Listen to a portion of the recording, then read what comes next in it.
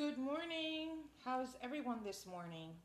I want to say good morning to all of you that are going to be keeping track of this session of overcoming from all angles. I'm going to wait to see if maybe one or two people can join me this morning. And let me put the camera.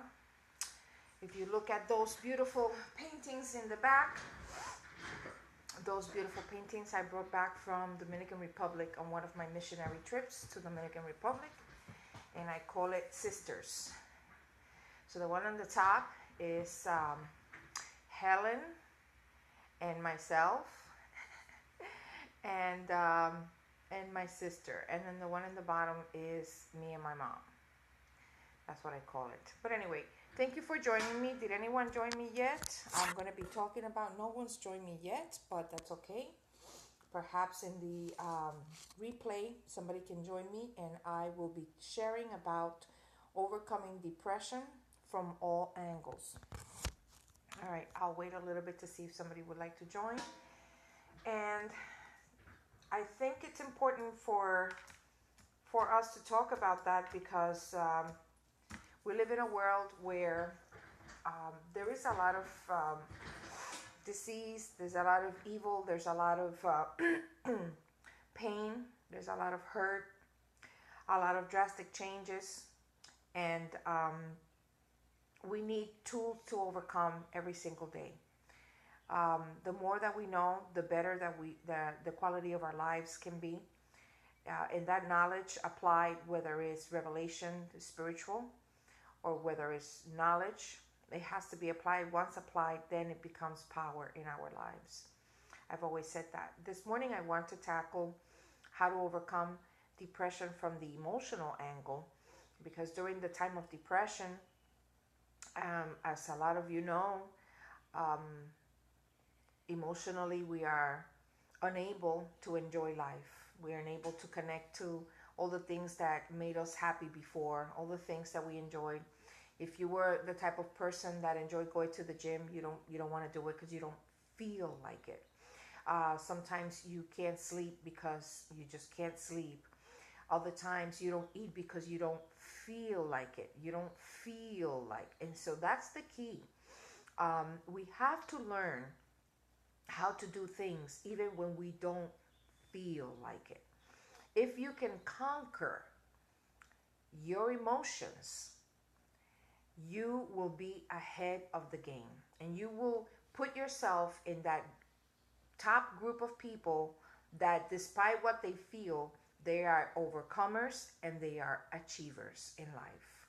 I've had the pleasure of meeting some very amazing people, and amazing because of their influence, amazing because of their amount of wealth that they've achieved. It wasn't given to them, they worked for it. And I always ask them, tell me something about you that made the difference. You have the same amount of hours I have in a day. What was it? And so I had the pleasure of meeting a mentor of mine. He was my mentor online. His name is John Maxwell. A lot of people are familiar with him. And when I asked him, tell me something, about you, your career, your ministry, your journey. And so this is what he said to me. He said to me, I did things even when I didn't feel like it, even when they stopped being fun, even when, because it was the thing that I had to do to move forward, and I didn't give up. Those are the things that he mentioned to me, that he didn't give up.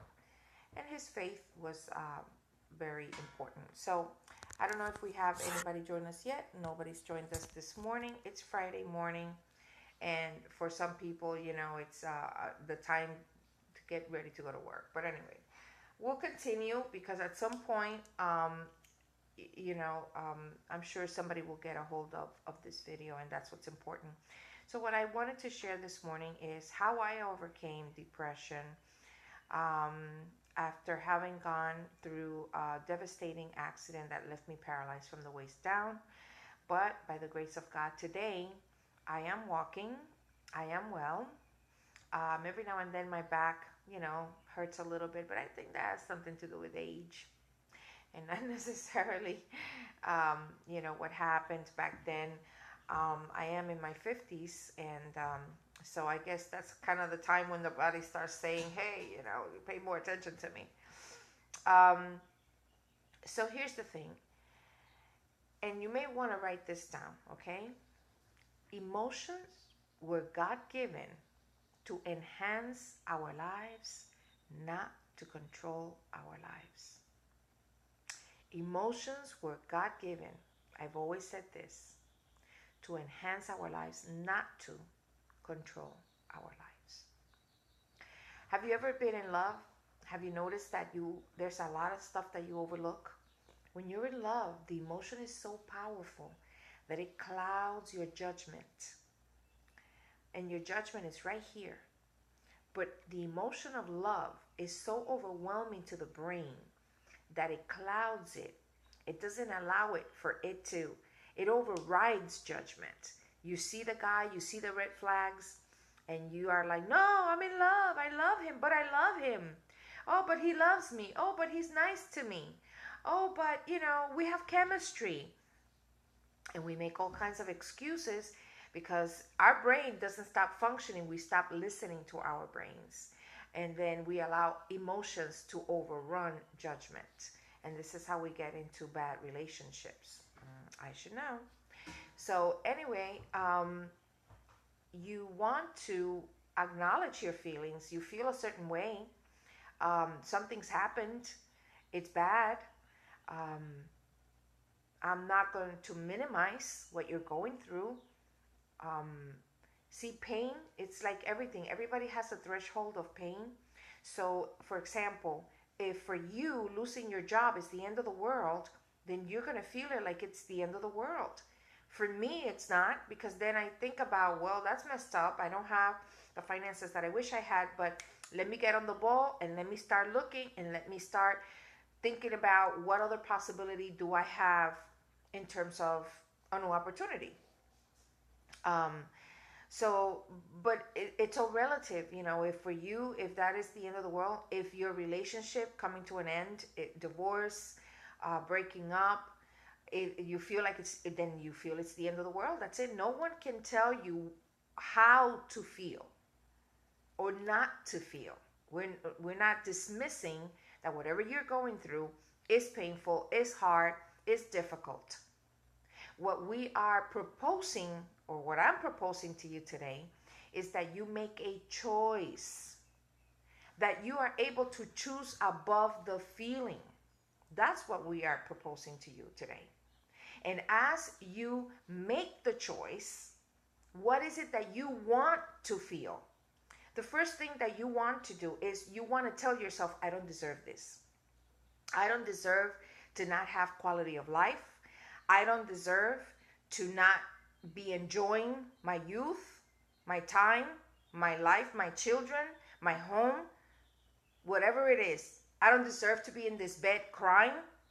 I don't deserve to be in this room locked up, doing nothing, wasting away. That's the first thing you got to connect to. I don't deserve this. Not the situation, but the response to that situation. You don't deserve to be stuck in it. And you got to own that. I deserve better. And then you want to create for yourself an image in your head of what you would like life to be now. In the Chinese language, the word crisis or crisis is spelled, because Chinese language is a little different. They don't have an alphabet. It's like images. And so it is spelled with two little images. One means danger and the other one means opportunity. So in this difficult moment, what is within this danger, within this difficulty, what is the opportunity? And so that's step 2. What is the opportunity in this? Something is no longer in your life. Well, now there's room for something new. What is the opportunity? Step 2. Number 3, I would encourage you to create a vision board.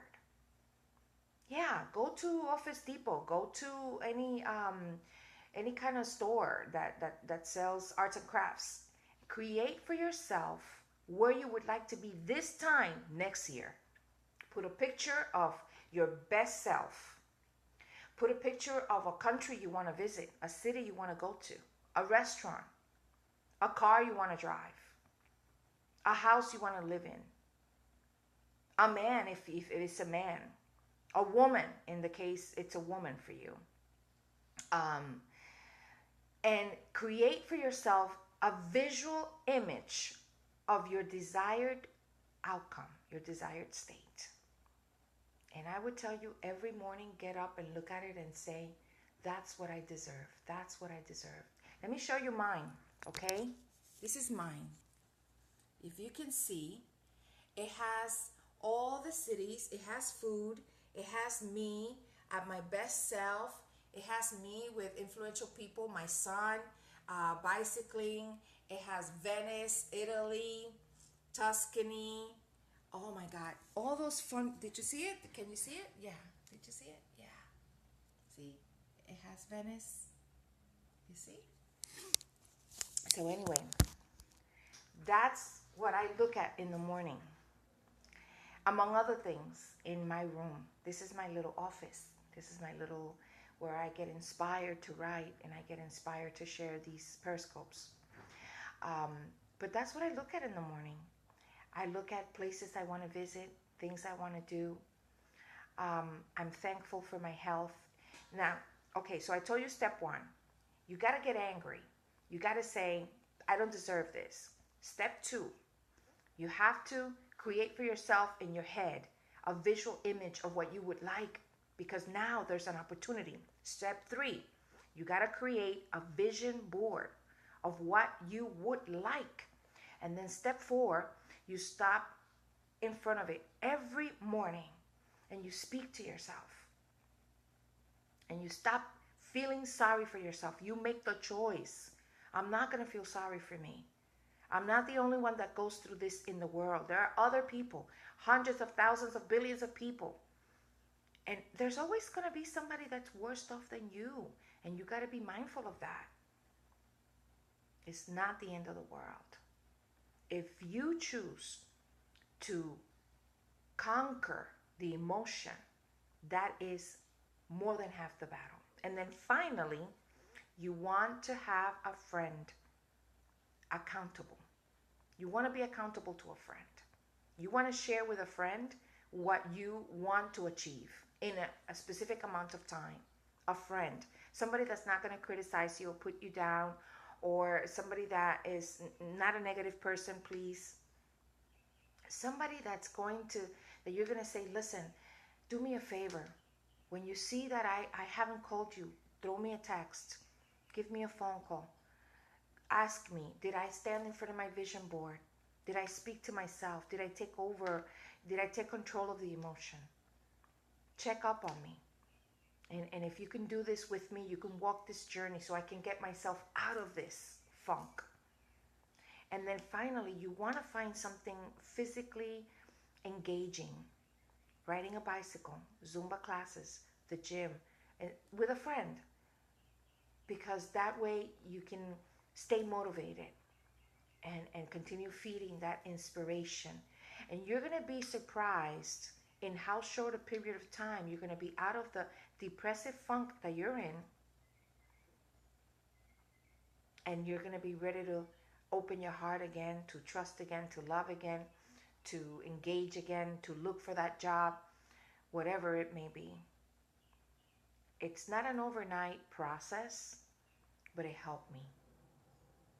It helped me to say, wait a minute, I deserve better. Let me tell you what I did.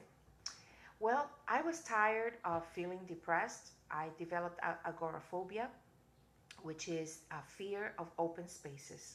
Since I had spent about a year in bed and I had nowhere to go, your body gets used to being indoors. And then when I started walking again, and I started going out, I would have a panic attack. And it was really bad. And a panic attack doesn't last more than a minute, probably 30 seconds. But it feels like an eternity.